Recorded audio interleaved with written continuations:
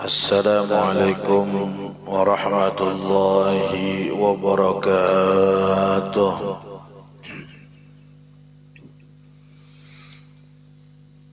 Bismillahirrahmanirrahim. Alhamdulillahi rabbil alamin. Wa bihi nasta'inu ala umurid dunya waddin. صلى الله وسلم على سيدنا محمد وعلى آله وصحبه أجمعين. سبحانك لا علم لنا إلا ما علمتنا إنك أنت العليم الحكيم. رب اشرح لي صدري ويسر لي أمري واحلل عقدة من لساني يفقه قولي بجاه النبي وآله وصحبه أما بعد. Alhamdulillah, puja dan puji syukur kita haturkan ke hadirat Allah Subhanahu wa taala atas limpahan nikmat dan karunia yang Allah anugerahkan kepada kita semuanya.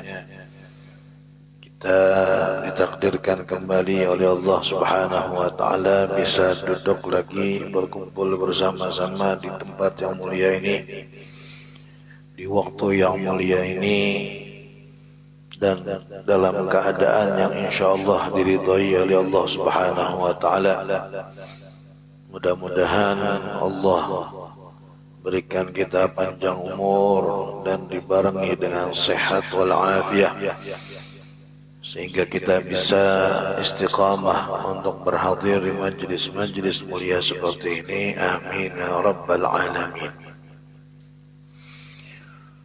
Salawat serta salam tidak lupa pula kita haturkan ke hadirat junjungan kita, kekasih kita, suri tauladan kita, baginda Nabi kita, Nabi besar Muhammad sallallahu alaihi wa ala alihi wa sahbihi wasallam, dan juga kepada keluarga Rasulullah, sahabat-sahabat Rasulullah, dan orang-orang yang meneladani jalan baginda Nabi besar Muhammad sallallahu alaihi wa ala alihi wa sahbihi wasallam sampai hari kiamat nanti. Amin ya rabbal alamin.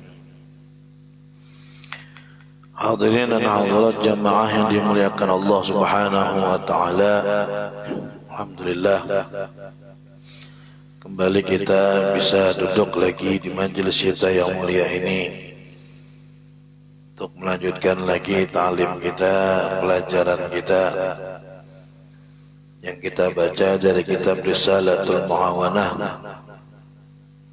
Al-Habib Abdullah bin Alawi Al-Haddad. Pada pertemuan yang lalu kita diingatkan oleh beliau tentang bahayanya dosa ghibah, yaitu membicarakan orang lain di saat dia tidak ada, dengan pembicaraan yang membuat dia marah. Seandainya dia mendengarkan, maka niscaya dia akan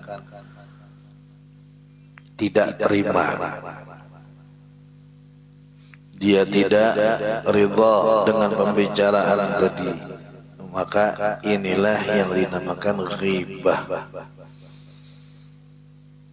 Dan ghibah ini masalahnya adalah yang paling disenangi oleh nafsu kita, yang paling dicintai oleh diri kita. Sehingga untuk melepaskan diri dari ghibah ini perlu usaha yang lebih, perlu usaha yang serius. Berbeda dengan namimah yang sebelumnya adu domba. Tidak semua orang senang atau hobi mengadu domba. Jadi hanya beberapa orang saja, sedikit. Tapi kalau ghibah ini hampir semuanya kita senang, kecuali orang-orang yang dirahmati Allah Subhanahu wa taala, yang memang mereka membenci itu sejak awal.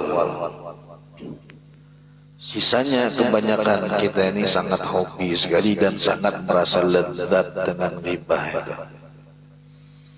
Jadi perlu usaha ekstra yang lebih di dalam menjaga diri kita daripada perbuatan ghibah. Ya, jadi sangat disenangi. Padahal dosanya begitu besar. Dikatakan, sebutkan kemarin hadis Nabi, barang siapa yang meninggal dunia dalam keadaan dia bertaubat dari dosa ghibahnya, maka dia akan menjadi orang yang paling terakhir masuk surga. Jadi walaupun taubatnya diterima oleh Allah Subhanahu wa taala, tetap dia dapat kerugian. Apa kerugiannya? Masuk surganya nunggu yang terakhir-terakhir. Dan bisa masuk di kelompok-kelompok yang awal. Kalau seandainya dia berbuat dosa ghibah,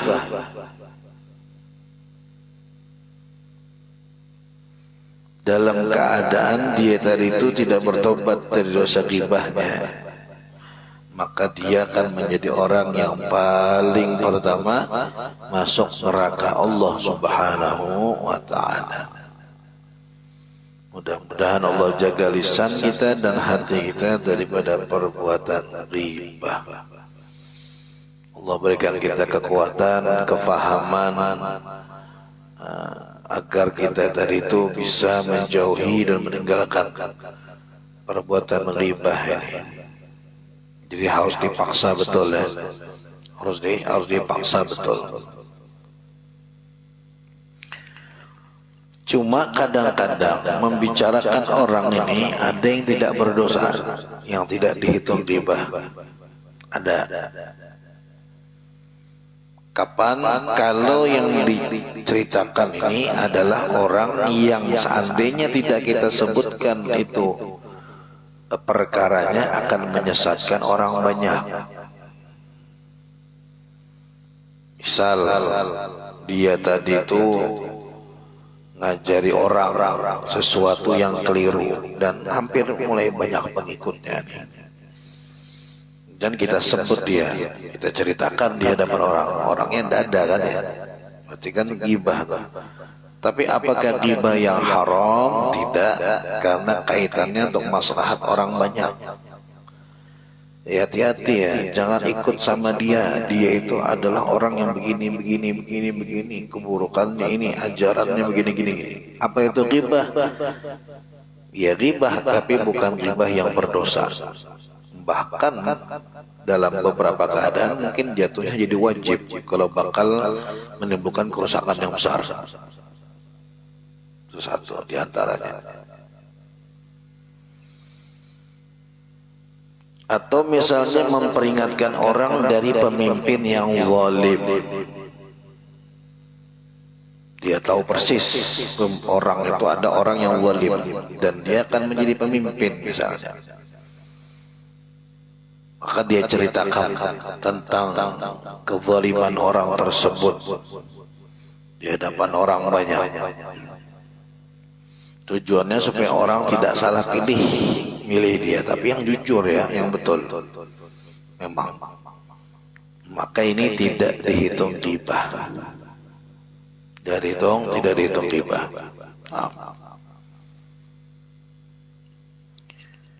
Atau misalnya ada orang datang kepada kita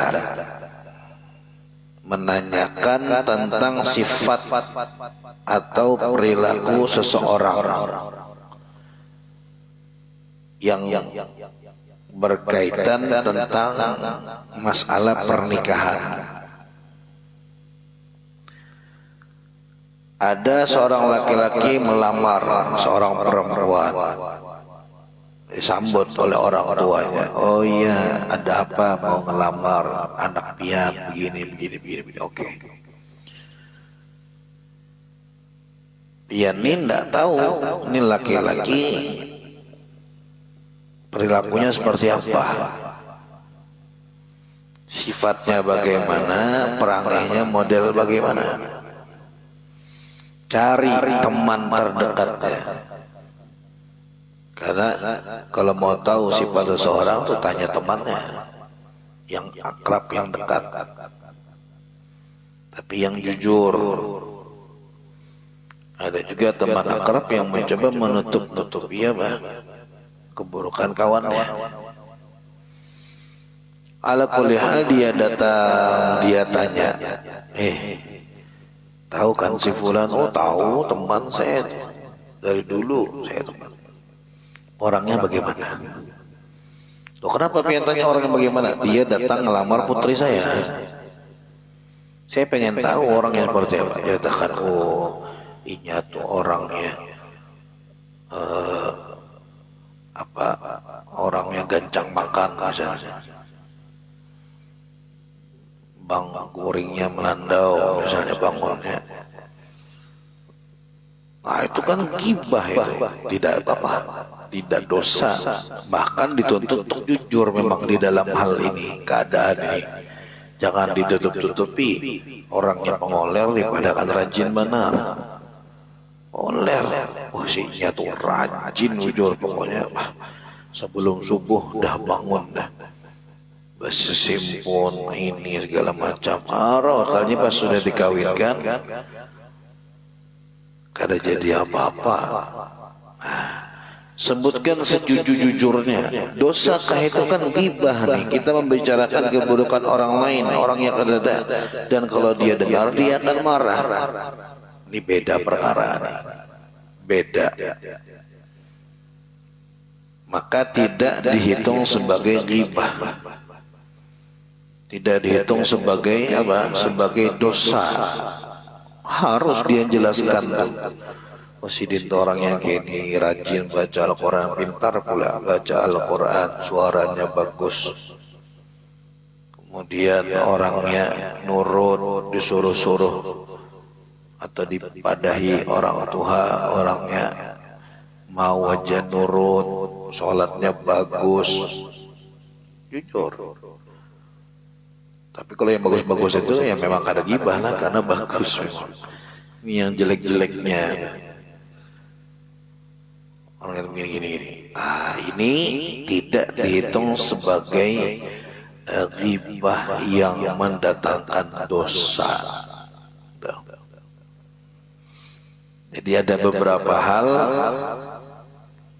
beberapa keadaan yang membicarakan orang lain tanpa kehadirannya dan yang dibicarakan kejelekannya tidak dihitung sebagai dosa ghibah. Makanya perlu yang namanya ta'lim, belajar biar tahu bedakan ini yang dosa, ini yang kada dosa. Ini tidak boleh kita bicarakan keadaan seperti ini. Oh, keadaan ini wajib kita mengungkap yang sebenar-benarnya walaupun itu adalah pahit. Nah, biar kita faham, jadi kita tidak salah di dalam apa? Di dalam melangkah, di dalam bersikap. Mudah-mudahan Allah tanamkan kebencian di dalam diri kita terhadap perbuatan ghibah, dan semoga Allah ampuni dosa-dosa kita terdahulu yang ada mungkin kita menghibah orang lain. Allah bukakan hati orang tersebut untuk mau memaafkan dan menghalalkan kesalahan kita. Amin ya rabbal alamin. Kemudian qala al-musannif rahimahullahu taala wa nafa'na bihi bi 'ulumihi fid dharain amin wa iyyaka wadh-dhulma. Dan hati-hatilah kamu terhadap perbuatan zalim. Fa'innahu dhulumatun yaumal qiyamah, karena kezaliman itu akan menjadi kegelapan nanti di hari kiamat. Hati-hati jangan berbuat zalim. Ini secara apa? Secara umumnya didahului dengan secara khusus apa kemarin adu domba dan ghibah, yang mana dua ini termasuk bagian daripada zalim juga. Ghibah itu menzalimi orang lain yang sasarannya adalah harga dirinya, kehormatan dia. Jadi termasuk bagian dari zalim juga. Jadi setelah beliau menyebutkan adu domba, menyebutkan ghibah, kemudian ini terakhir secara umum beliau mengatakan hati-hati jangan berbuat zalim. Jangan berbuat zalim secara umum. Karena zalim itu ada yang sasarannya fisik, ada yang sasarannya harga diri, ada yang sasarannya harta benda. Itu zalim. Jadi ghibah dengan namimah itu termasuk kezaliman yang sasarannya adalah kehormatan atau harga diri seseorang.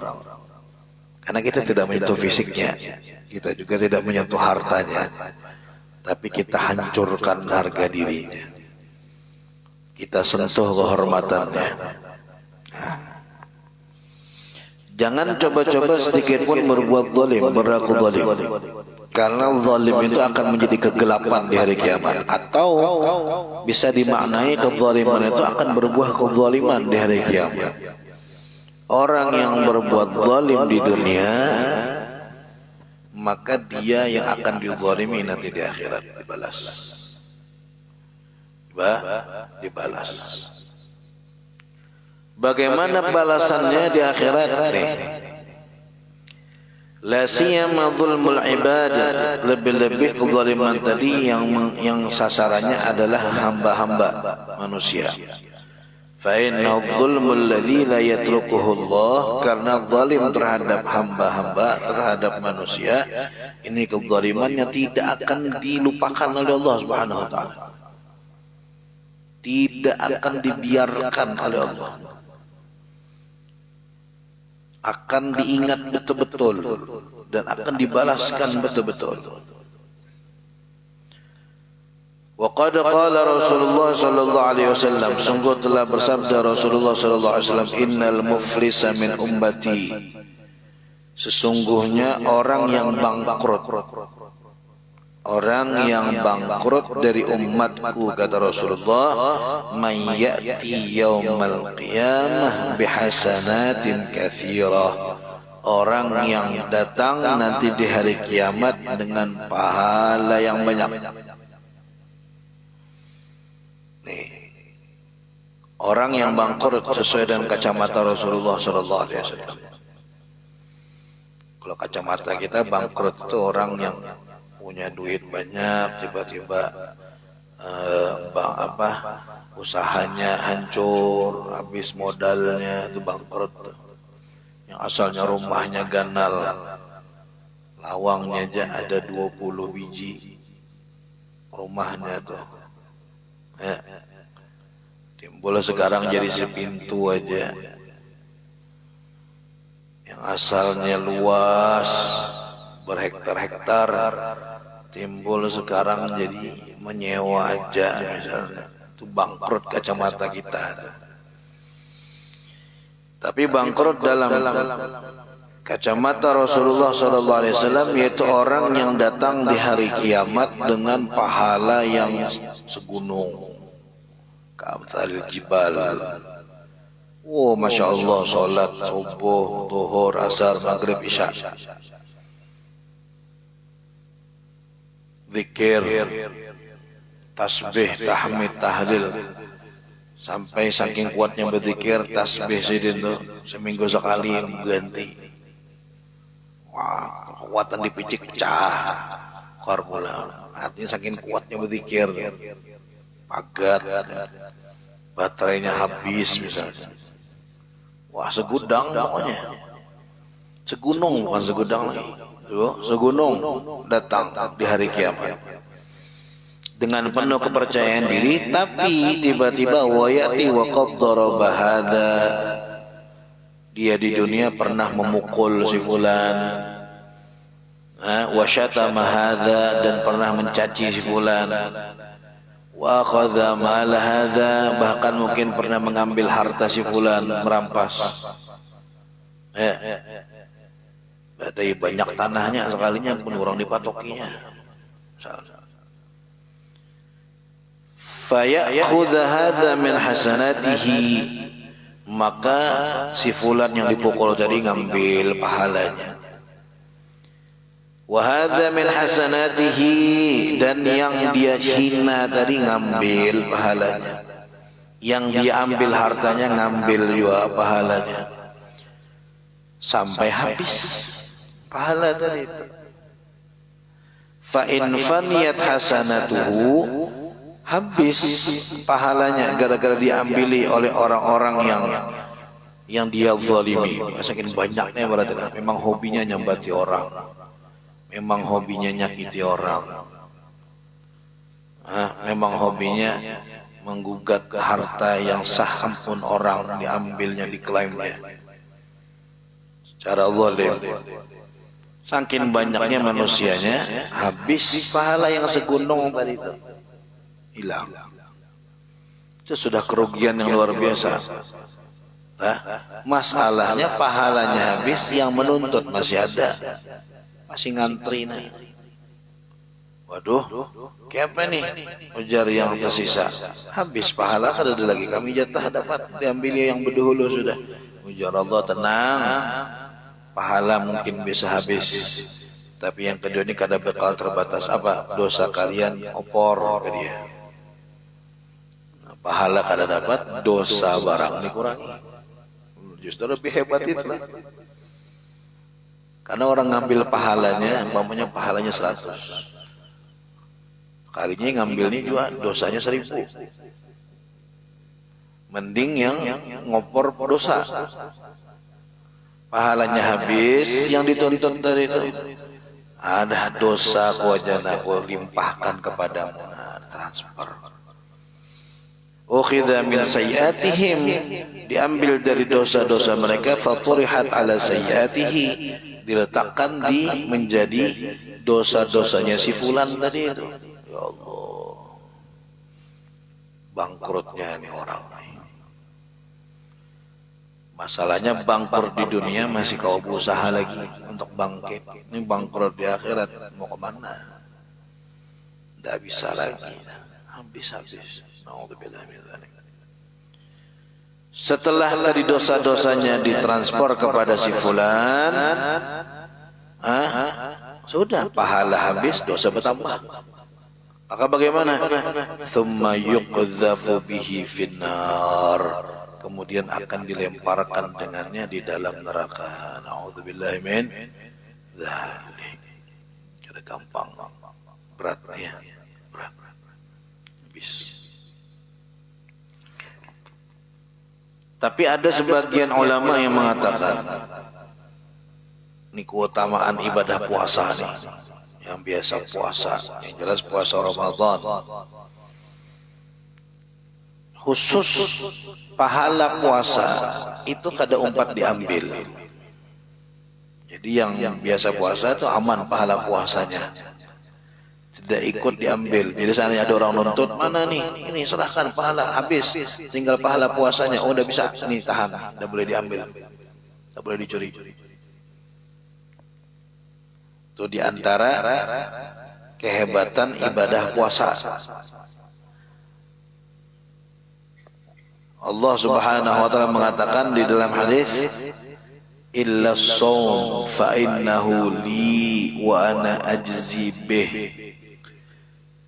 Setiap amal itu dilipat gandakan pahalanya 70, 10, 70, 700 sampai bilangan lipatan-lipatan yang tidak bisa dihitung yang sangat banyak. Illa som, kecuali puasa. Ujar Allah, fa innahu li, karena puasa itu untuk aku. Nah, dari sini ulama berpendapat maksud perkataan Allah illa fa innahu li, puasa itu untuk aku, maka kata ulama berarti pahala puasa itu disimpankan oleh Allah Subhanahu wa taala. Tidak bisa dituntut dan diambil oleh orang-orang yang datang menuntut. Jadi yang banyak puasanya atau masih ada harapan puasanya itu dapat pahala. Jadi kalau pian bisa memperbanyak puasa, ya alhamdulillah. Jadi modal banyak tuh. Mun puasa Ramadan kada kau diperbanyak lah, yang sebulan tuh mau sudah. Kalau pian pada puasa Ramadan 2 bulan dah tuh. Yang diperbanyak berarti puasa sunnah, puasa Senin, puasa Kamis. Nah, apalagi ini nyaman pian tinggal puasa aja, ada yang membukakan di sini dah. Ada guru Ali yang menyiapkan. Nah, tinggal puasa aja. Tahu sahurnya disiapkan juga kah? Jaka sahurnya disiapkan juga, waduh. Luar biasa guru Ali itu. Masuk surga berdahulu sih dia. Nyaman gitu lah, usul kena usul. Diusulkan guru, sahurnya juga kalau bisa. Jadi subuh Senin, subuh Kamis disiapkan, jadi lengkap, sahurnya disiapkan, bukanya disiapkan, terus sampai koler juga ada tahu lagi. Apalagi guru Ali nyambat, ayo anak makan apa pengen sambat aja, wah ada hebat lagi. Nyambat aja pang juga jadi guru Ali. La ilaha illallah. Jadi pahala puasa itu khusus, ada tempat penyimpanannya khusus, yang kada bisa diambil bagi orang yang datang menuntut. Beruntung orang yang apa? Orang yang menahan lapar dan hausnya karena Allah Subhanahu wa taala. Di saat orang sedang kelaparan, kehausan, mereka menjadi orang yang paling kenyang karena ada di akhirat. Allah katakan kulu washrabu, makanlah kalian sebanyak-banyaknya, minumlah sebanyak-banyaknya, hanian, dalam keadaan senang, nyaman, kada takutan kolesterol naik, kada takutan asam urat, kada takutan ini itu, hanian. Kenapa Allah kasih seperti itu? Bima aslaftum fil ayyamil khaliyah, karena sebab usaha kalian yang telah berlalu ketika di dunia, kalian sering menahan lapar dan haus karena Allah Subhanahu wa taala. Paling banyak makan. Nah, paling banyak makan. Paling banyak minum. Nyaman sudah paling banyak minum, pahalanya dijagakan oleh Allah.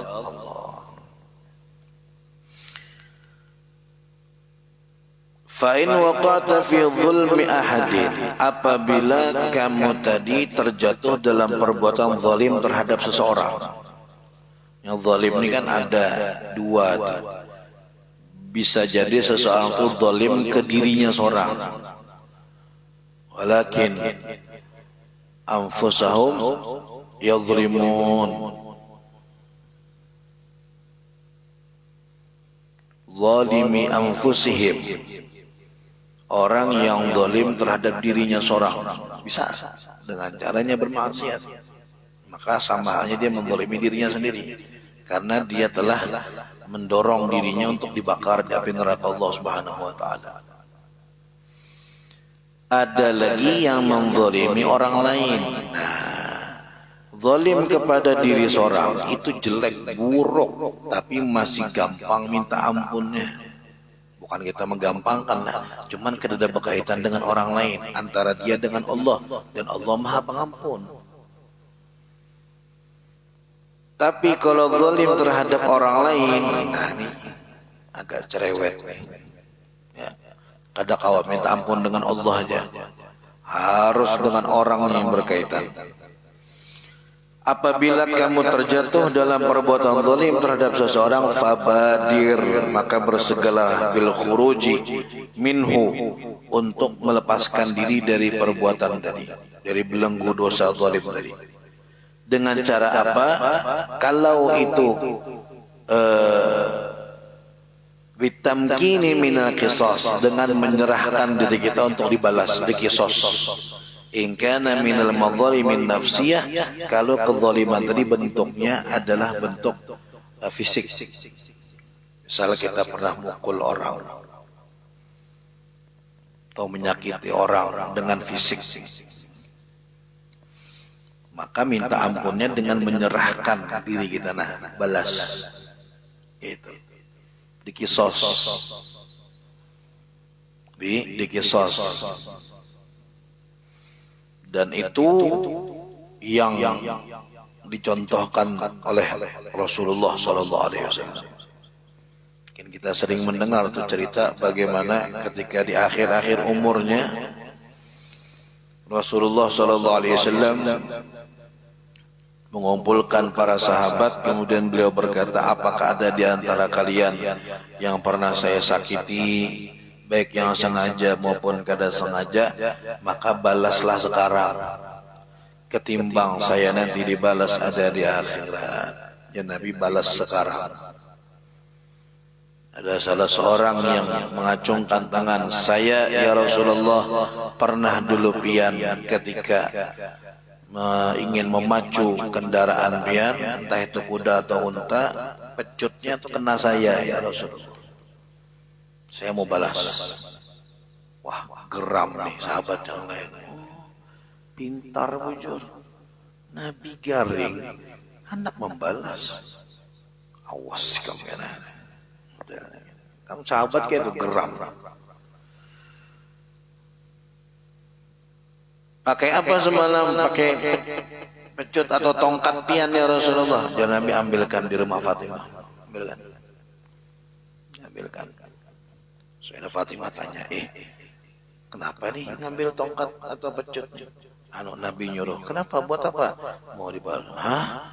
Ada yang nak membalas Nabi. Wah, karena masuk akal nih. Nih tongkatnya. Silahkan balas. Ya Rasulullah, dulu waktu kejadian itu, ulun pas kada bebaju. Jadi, ya pian harus buka baju juga, biar sama. Dibuka baju oleh Rasulullah SAW. Setelah Nabi membuka bajunya, ketika dia mendekat, bukan malah memukul, tapi malah memeluk Nabi Muhammad SAW. Dipeluk, ditempelkan pipinya ke kulit Rasulullah SAW. Sahabat yang melihat kaget, tidak menyangka sama sekali dengan perbuatan si sahabat ini. Ditanya oleh Nabi, ma hamalaka ala hadza, apa yang membuat kamu ingin melakukan ini?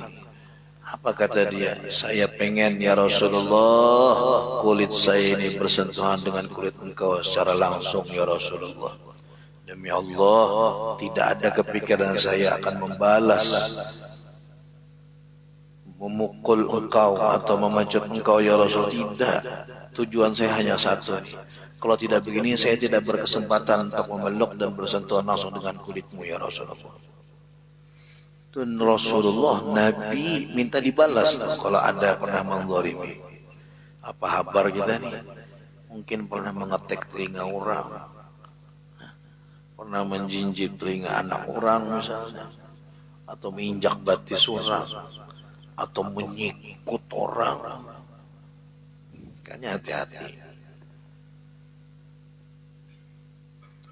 Wah, alhamdulillah guru ulun waktu kemarin tuh pas umrah mencium Hajar Aswad. Wah, hebat lah. Kau aja lah masuk. Kayak kau aja ulun sikuti beratan orangnya aja. Waduh, repot. Dan cium Hajar Aswad tapi menyikuti orang semua. Pahalanya kada seberapa, dosanya maka kada ketolongan. Ya kalau orangnya ikhlas. Kalau orang yang tidak ikhlas kemana? Mencari ampun, mencari maaf. Supaya orang kada konsen gue jajaki batisnya, jadi orang naik ke bawah semua. Baru ulun masuk ke dalam situ. Wah hebat piana, wah ya ulun siapa lagi? La ilaha illallah. Jangan, tak boleh. Tidak mau, coba ini. Harus menyerahkan diri untuk dikisos. Sayyidina Umar bin Sayyidina Abu Bakar As-Siddiq atau Sayyidina Umar bin Khattab, Sayyidina Abu Bakar As-Siddiq atau Sayyidina Uthman bin Affan, lupa salah satu mereka lah. Mengumpulkan budak-budaknya. Kemudian tanya, adakah saya pernah menyakiti kalian secara fisik? Tolong dibalas sekarang. Saya tidak mau dibalas di akhirat. Pernah kamu menjinjit kuping saya sampai berdarah sampai robek? Balas sekarang. Tolong. Jangan ditunda-tunda. Ketimbang nanti saya dibalas ada di akhirat. Ini tidak gampang lah. Kalau orangnya anak membalas ya, yang nyata kita datang minta maaflah. Kemarin tuh saya khilaf, jadi terpukul kamu. Ada masalah dengan orang misalnya dipukul. Saya khilaf kemarin, minta maaf. Mau kalau memaafkan, ya dia orang mau memaafkan tapi balas dulu. Mah kadu sakit dibalas, karena kawan balas dulu. Kadu sakit, nah 1 juta, wah hari jadi dibalas tuh. Oh ya sudah kadu sah kada apa-apa gitu. Aku ikhlas saja, aku ridho aja. Bila dia minta balas, ya mau kada mau. Tadi caranya bitamkin minal qisas, menyerahkan diri untuk dikisos, untuk dibalas. Bila aja orangnya kadu sakit, ulun ikhlas juga kada apa-apa. Yang datang ke sini sudah senang ulun, jadi kada perlu berbalas-balasan. Beres. Makanya nak minta maaf itu bawakan sesuatu, jangan tangan kosong. Jadi orang tuh mudah gitu, kan manusia kan gitu. Bila kita baik itu, maka mudah urusan. Bawakan baras 15 karung. Tuh ada bertahan kita tuh 15 karung tuh. Tahu bawakan hadiah apa misalnya, makanan kah atau pakaian kah atau buah-buahan, harus ada buah tangannya biar memudahkan. Sudah kada buah apa-apa, 4 minum di rumah orang didatangi tadi.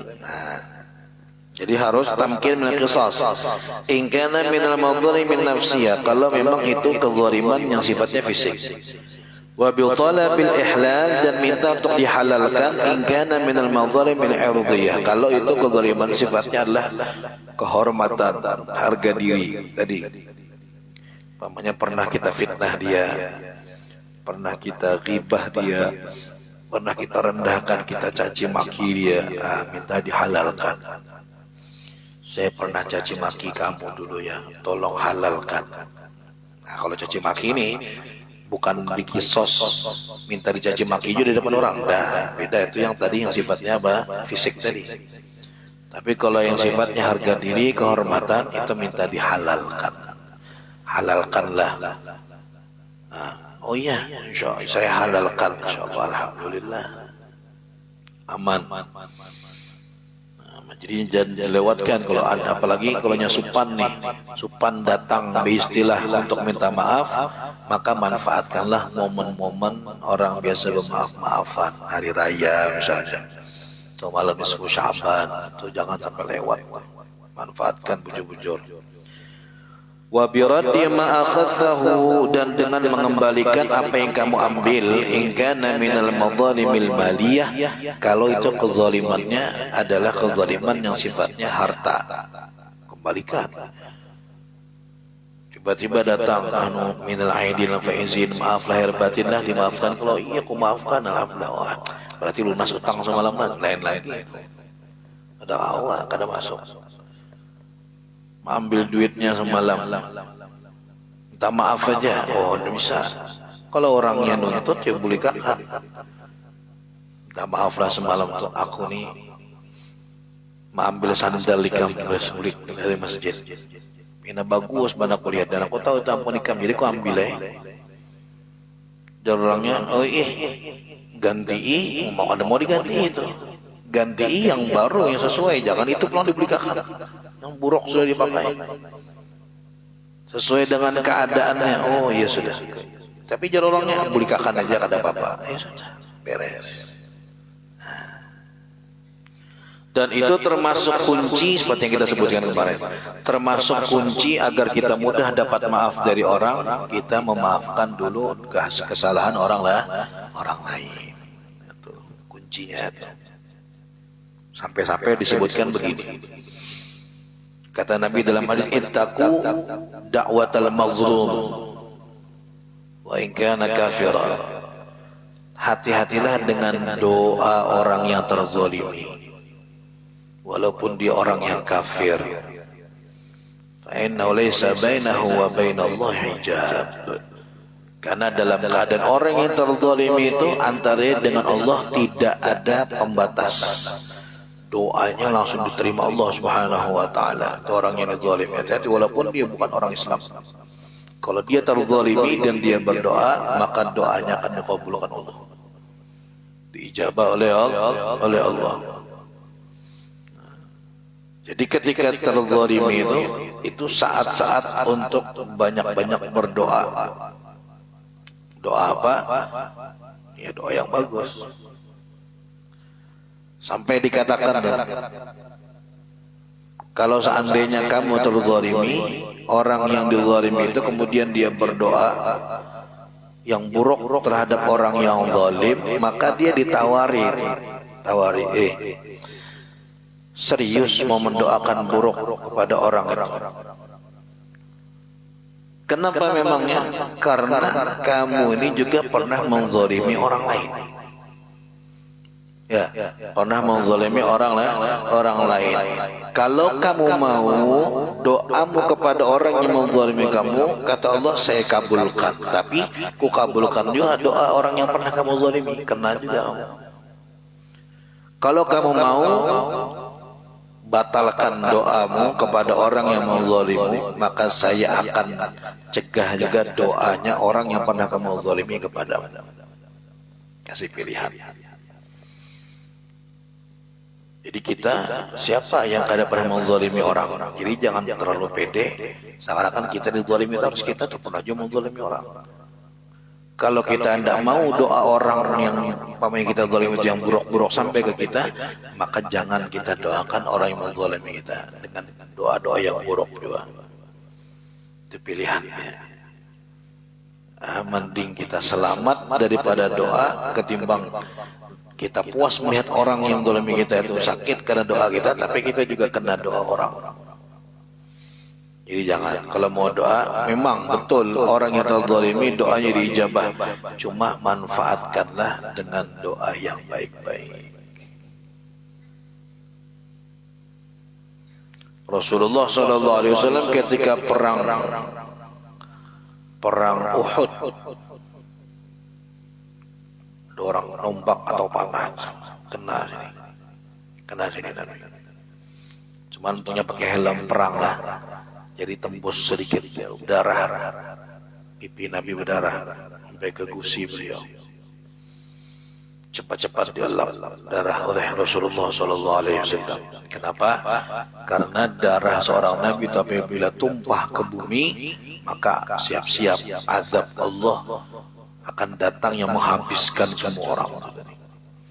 Jadi Nabi kada pernah mau ada orang-orang yang dipukul rata dihabiskan oleh Allah karena sebab beliau. Jadi setiap kali ada keluar darah cepat-cepat dielap oleh Rasulullah SAW. Sahabat nih tidak bisa apa-apa, mereka datang ke Rasulullah, doakan mereka supaya dihancurkan Allah Subhanahu Wa Taala. Ini kelewatan dan sampai berdarah, sampai berdarah. Maka terbayang ya, sudahlah beliau seorang Nabi dan Rasul yang terbaik pula, orang yang kada pernah berdosa, lebih-lebih pada saat itu orang yang terzalimi lagi, lengkap asbab ijabah itu lengkap. Doakan ya Rasulullah biar hancur semua mereka itu, biar binasa semua. Oh iya kata Nabi. Nabi berdoa. Apa doanya? Allahumma ighfir liqaumi fa innahum la ya'lamun. Ya Allah, ampuni dosa ini orang-orang ini, mereka tidak tahu aja. Disuruh doakan supaya hancur, didoakan keampunan sama Nabi. Allahumma shalli ala Muhammad. Allahumma ighfir liqaumi fa innahum la ya'lamun. Ya Allah, ampuni mereka ini. Sesungguhnya mereka ini belum tahu aja bagaimana keagungan seorang Nabi. Kalau tahu kadang mereka melepaskan senjatanya kepada saya, ya Allah.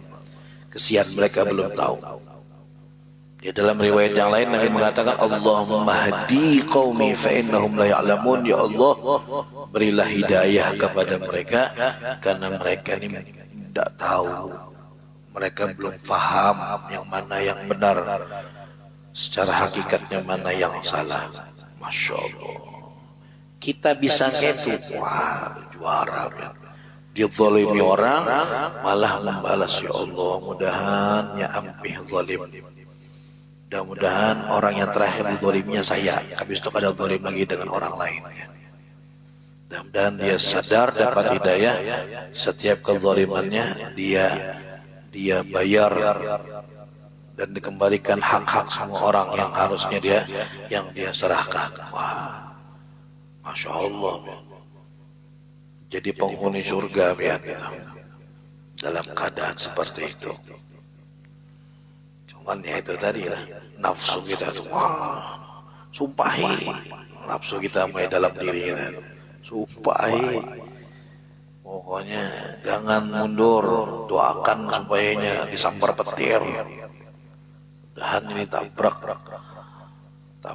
apa gitu modelnya. Wah, itu nafsu kita tuh pasti. Man kita tugas kita melawan hawa nafsu.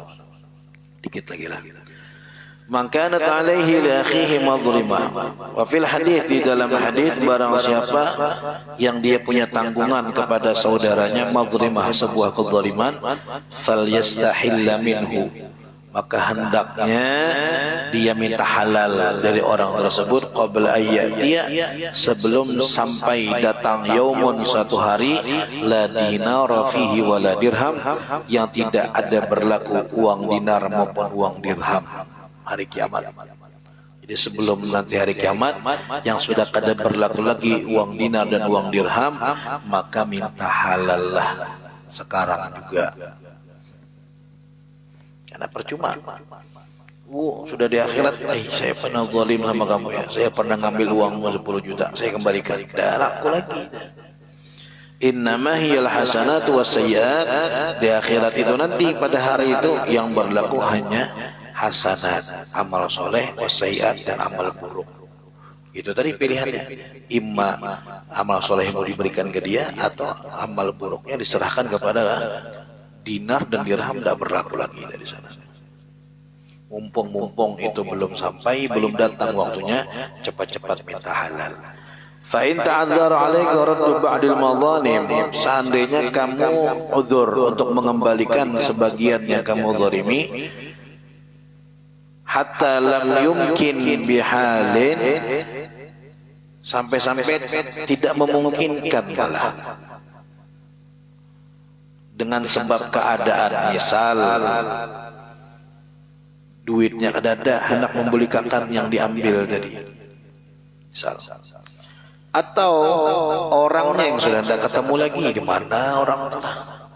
Sudah, saya dulu pernah begini, tidak pernah ketemu lagi, tidak ada kabarnya. Apa masih hidup kah? Sudah meninggal kah? Kalau sudah meninggal, ahli warisnya mana? Tidak tahu. Tidak memungkinkan. Maka bagaimana? Fa'alaika, maka wajib atasmu, bisidqil laja' ilallah ta'ala, dengan sungguh-sungguh berlindung kembali kepada Allah, wal iftiqar, dan memiskinkan diri di hadapan Allah, wal ittirar, dan memaksa di dalam ayyuraddiya anka khasmak, agar Allah menjadikan orang yang kita zalimi tadi itu mau memaafkan kesalahan kita. Jadi orangnya kada ketemu lagi dah. tidak tahu di mana, maka doa ya Allah jadikanlah si fulan tadi entah di mana tempatnya, apa masih hidup sudah meninggal dunia, dia mau ridho untuk kesalahan saya. Nah, itu sungguh-sungguh tapi mintanya sama Allah. Wabil iksar, dan memperbanyak liman zalamtahu minad du'a wal istighfar, bagi orang yang engkau zalimi dia banyak-banyak didoakan dan banyak-banyak dimintakan ampun. Nah, itu caranya. Ya, banyak-banyak didoakan kebaikan dan banyak-banyak dimintakan ampun. Itu caranya kalau mau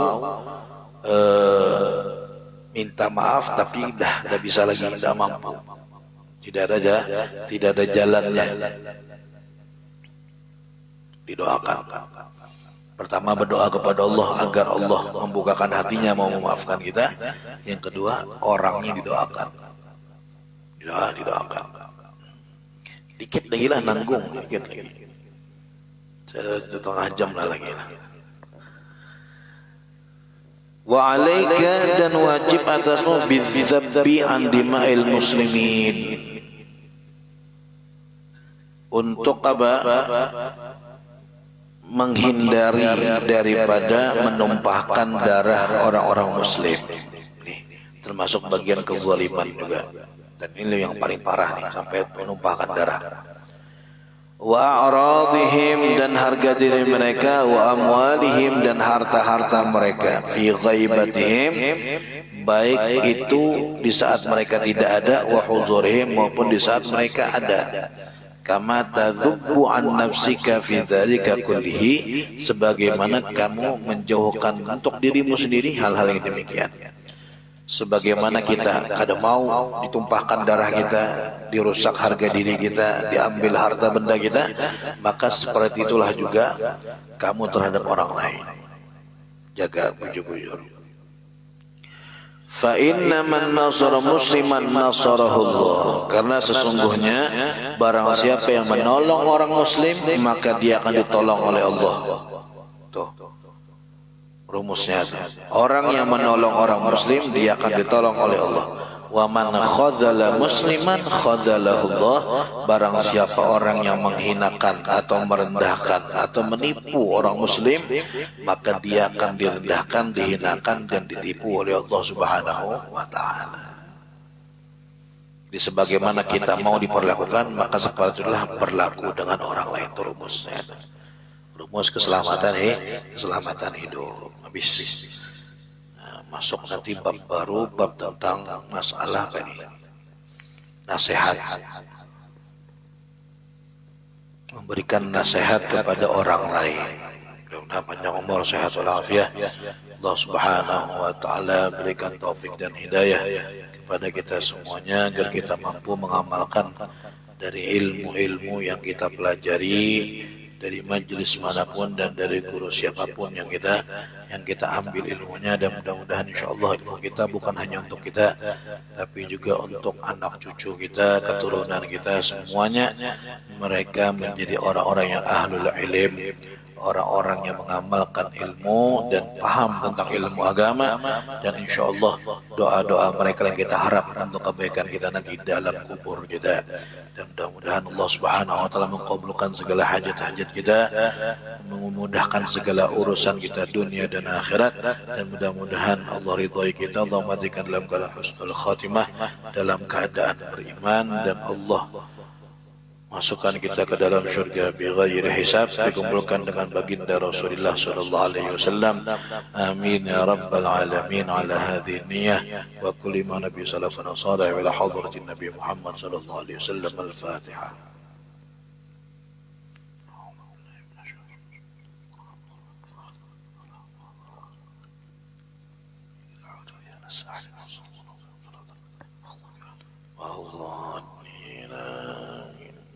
Ulun minta doa khusus dari pian, ya Allah berikan kesehatan, keafiatan, dihilangkan segala macam penyakit yang zahir yang batin. Amin ya rabbal alamin. Ala hadhihi niyyah wa kulli ma nabi sallallahu alaihi wasallam wa hadratin nabi Muhammad sallallahu alaihi wasallam. Al-Fatihah.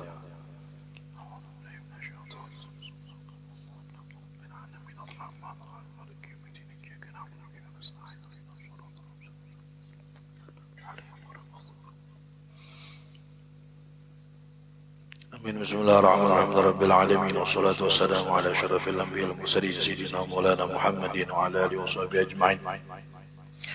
اللهم افتح علينا فتوح العارفين فقهنا بالدين وعلمنا التأويل واهدنا إلى سواء السبيل واجعلنا من العلماء العاملين وإلنا صراطك المستقيم. اللهم أكرمنا بنور الفهم واخرجنا من ظلمات الوهم زدنا علما ربنا لا تزغ قلوبنا بعد إذ هديتنا وهب لنا من لدنك رحمة إنك أنت الوهاب. ربنا آتنا في الدنيا حسنة وفي الآخرة حسنة وقنا عذاب النار وادخلنا الجنة مع الأبرار يا عزيز غفار يا رب العالمين.